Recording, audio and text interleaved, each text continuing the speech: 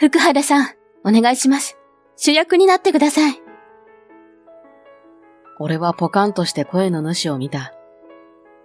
このセリフをまさか43歳になって、しかも銀行員の俺が言われるなんて誰が思うだろう。しかも、あと1時間で舞台が始まる時に。俺の名前は福原正樹、43歳の銀行員だ。今日は日曜日。いつもだったらちょっと遅めに起きて、娘と一緒にちょっと凝った朝食を作って、娘が遊びに行っている間に、掃除洗濯と作り置きに着手、なのだが、今日は違う。いつもより早く起きて簡単に朝食作り。掃除、作り置きはパス。洗濯は朝食を作っている間に娘に任せる。娘が洗濯物を干し終わると同時に朝食を食べ、急いで片付け。そして、さあ、行こう！早く！娘にせかされながら駅へと向かう。今日は久々の娘とのお出かけだ。行き先はとある劇団の舞台。娘は12歳。中学に上がったばかりで、幼い頃、俺に連れられてみた舞台が忘れられず、誕生日もクリスマスも演劇鑑賞をねだるほどの演劇好きだ。映画やドラマより舞台を好む。娘曰く俳優さんとの距離が違うそうだ。今日は娘の誕生日でもクリスマスでもないのだが、どうしても見たいとおねだりされ、一緒に行くことに。ちなみに劇場に行くときは必ず保護者同伴と約束させている。劇場は時に子供にはふさわしくない場所にあったりするからだ。そんなに急がなくても、今からで1時間前には着くよ。いいの？パンフとかグッズ買ったりいろいろあるんだから。今日は千秋楽だし、絶対混むと思うのよね。娘は完全にはしゃいでいる。この舞台はね、なんといっても脚本がいいの。毎年俳優変えてやってるんだけど、いつも新鮮で。あ、でも今回の主役は気に入らないのよね。私、あの人の演技上手いと思ったことないの。娘は手厳しい。今回の主役は有名俳優の息子の石井信之だ。俺と同じぐらいの年齢でキャリアもそこそこなはずなのに、未だに有名俳優の息子から脱却できずにいる。顔は悪くないのだからもう少し頑張れそうなものなのだが、もったいない。なぜ石井を起用したのか俺もわからないが、多分事務所のご利用しだろう。ちなみに俺は娘に俳優の批判などしたことがないから、おそらく娘自身の判断だ。ずいぶん目が肥えたものだ、と感心してしまう。演劇はいいけど、友達と遊びに行ったりしなくていいのか？友達とは毎日学校で喋ってるし、先週はみんなでカラオケ行ったし。今日も誘われたけど、断ったぐらいでどうにかなるなら友達じゃないよ。ならいいんだけど。すると娘は笑いながら俺の顔を覗き込んでこう言った。お父さん心配しすぎ。お母さんだって天国でお父さんを心配してると思うよ。娘にばかりかまけてないで自分のこと考えろって。妻は2年前に他界した。俺も娘も妻が大好きだったから、ものすごくショックだった。それでもなんとかやってこれたのは、天国の妻に心配をかけまいと、二人で必死に支え合ってきたから。俺は料理と掃除係、娘は洗濯。風呂掃除は手が空いた方。時には母に手伝ってもらいながらも、なんとかやってきた。娘は洗濯物を干すのが上手くなったし、風呂掃除などは俺より手際がいい。俺も料理の腕を上げた。本当は娘も料理をしたがったが、火を使うのは危ないと言うと、私を何歳児だと思ってるのよ。と言いつつ従ってくれた。今は火を使わない料理を時々作る。ドレッシングやサラダは俺よりうまい。俺のことってなんだよ。だってお父さん、休みの日は掃除と作り置きばっかりじゃん。たまには遊んできなよ。私は学校も楽しいし、友達もいるし、趣味もある。お父さん大丈夫？心配だよ。娘は本当にしっかりしてきた。しっかりしすぎて、いつも俺は怒られてる。趣味が家事と育児って言うんじゃないでしょうね。私が独立したらどうするの？ちゃんと趣味あるから。例えば？ほら、電車来たぞ。俺は娘と一緒に電車に乗り込んだ。娘に言えない趣味じゃないでしょうね。電車では静かに。俺はそう言うと、わざわざ持ってきた新聞を広げる。娘は諦めたのか、スマホを見始めた。そうして劇場に着き、グッズを買って座席に座った。まだ1時間もあるぞ。いいな。娘は済ましてスマホをいじっている。満員御礼のはずなのだが、こんなに早く来る物好きは少ないらしく、まだ人はまばらだ。お父さん。新聞を読んでいると、娘に袖を引かれる。見ると、女優かと思うほどの美人がこちらへと小走りにやってきた。この人は？嘘、なんで監督？娘がつぶやく。そう、この女性は今回の演劇監督だ。そして監督は俺の方を見るとこう言った。福原さん、お願いします。主役になってください。え？俺と娘の声が見事に重なる。お父さん、監督と知り合いなの？主役って何？当然娘は矢継ぎ早に質問してくる。だが、監督は娘以上に慌てていた。俺が答える前に小声で俺に耳打ちする。主役の石井さんが救急搬送されました。俺はぎょっとして監督を見た。よりによって本番直前。しかも今日は千秋楽。その日に主役が倒れたのだ。代役を立てようがない。でも、福原さんならできるはずです。俺は立ち上がった。悩んでいる暇はない。ここで舞台を見てて、事情は後で話す。お父さん頑張るよ。娘は何か言いかけたが、俺の目をまっすぐ見ると黙ってうなずいた。そして俺は客席を後にして楽屋へと向かった。セリフは全部覚えてる。だけど、読み合わせはしたい。時間は。俺はその他にもいろいろ質問した。監督は素早くそれに答えてくれる。福原さん、入ります。楽屋を開けると、役者たちはすでに支度を済ませていた。うわぁ、本当に福原さんだ。悪いけど、メイクしながら読み合わせお願いします。よろしくお願いします。了解です。台本ください。見知った顔も多く、まるで15年前に戻ってきたようだと思った。実は俺は15年前までここの劇団の俳優だった。大学時代から演劇を始め、この劇団に入り何度も主役を演じてきた。時には脚本も考えたこともあるし、裏方だってやった。テレビや映画の出演はあまり叶わなかったが、俺は映像より舞台の方が好きだったので、そこまで気にしていなかった。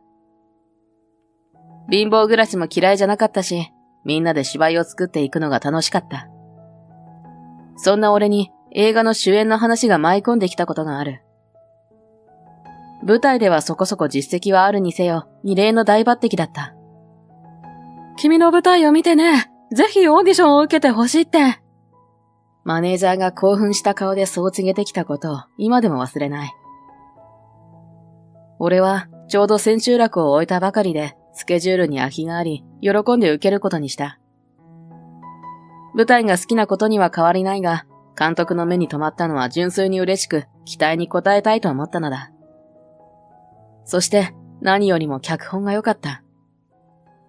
だが、いよいよ現場入り前日という時にマネージャーが飛んでくる。そして真っ青な顔で、降板だと言ったのだ。降板？どういうことです？やられた。石井信之に取られた。どうやら、親のコネと事務所の圧力で主役を奪ったらしい。俺はこの役のためにセリフの練習はもちろん、体作りをはじめとして何もかもすべて準備していた。満を持しての本番だったと言ってもいい。それを横からかっさらわれたのだ。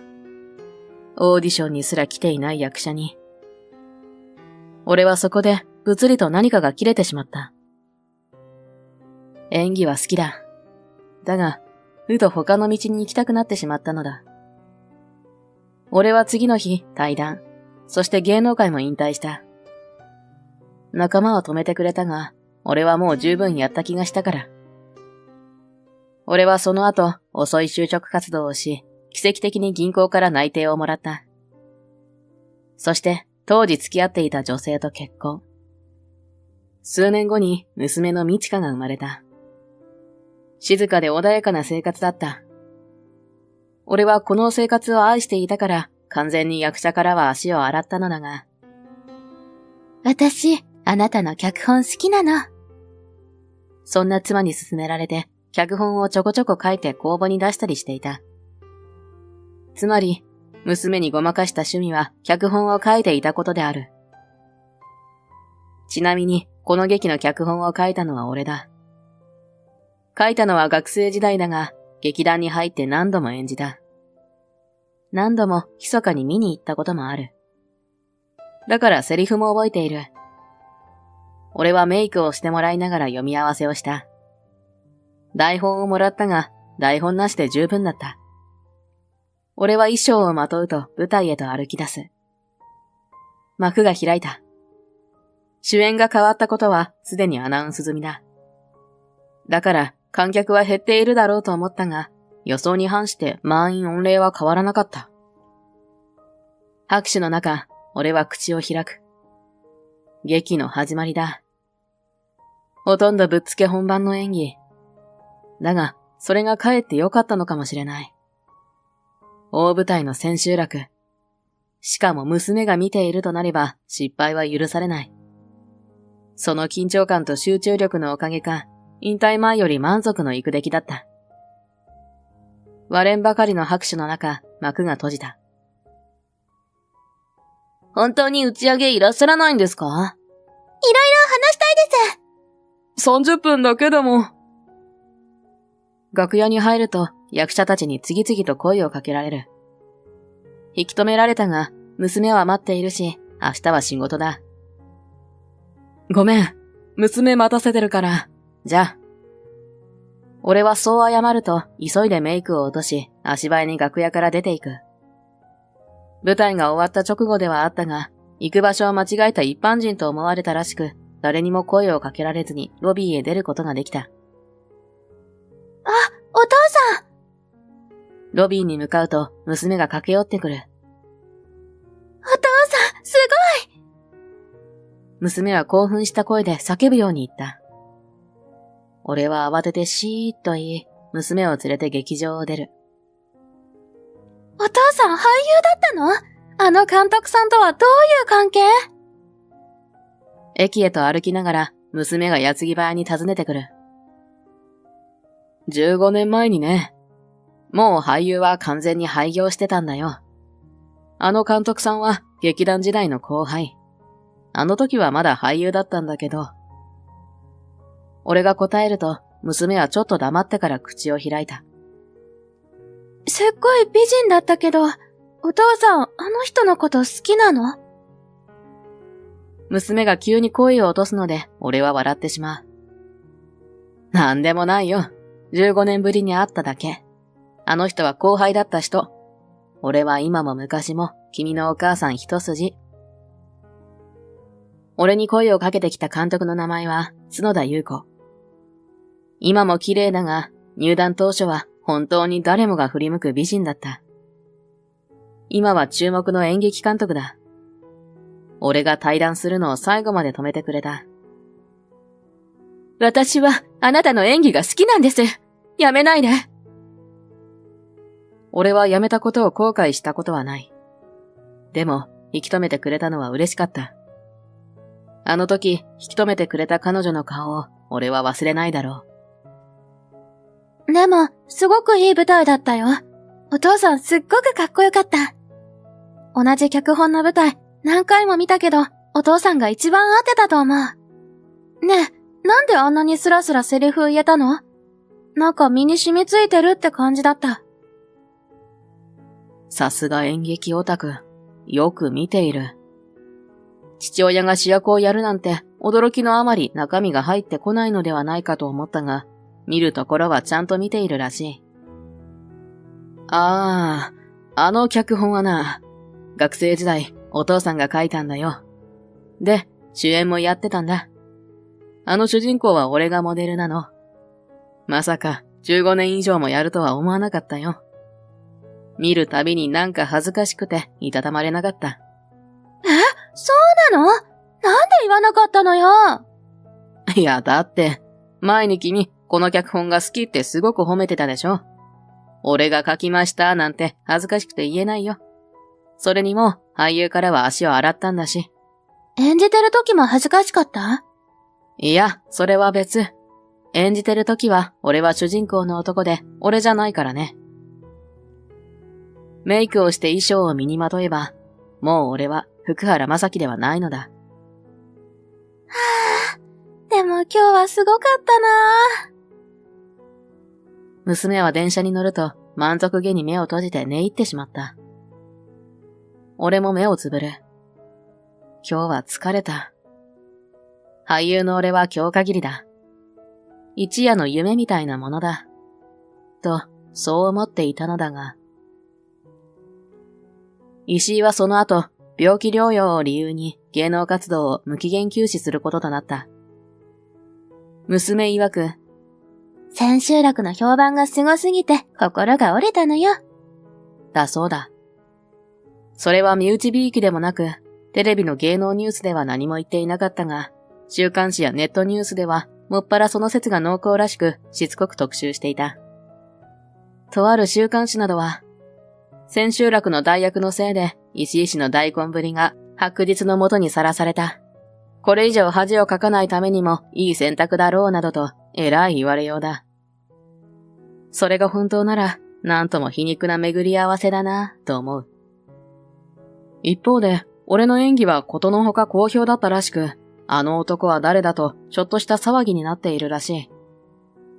監督や他の役者たちの計らいで、俺の芸名のみ発表され、正体は堅くなとして明かされなかったことには感謝している。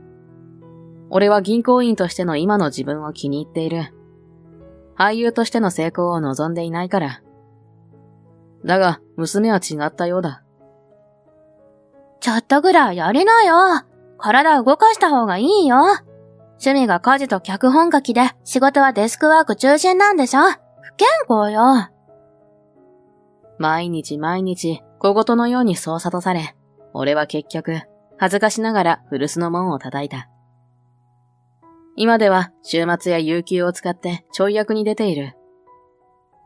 娘に言われると、どうも意志が弱くなっていけない。でもまあ、芝居自体は楽しいし、体型維持に役立っているので、よしとしよう。そして何より、娘が俺の舞台を楽しみにしているのだから。これからも、父と娘、支え合って生きていきたいと思っている。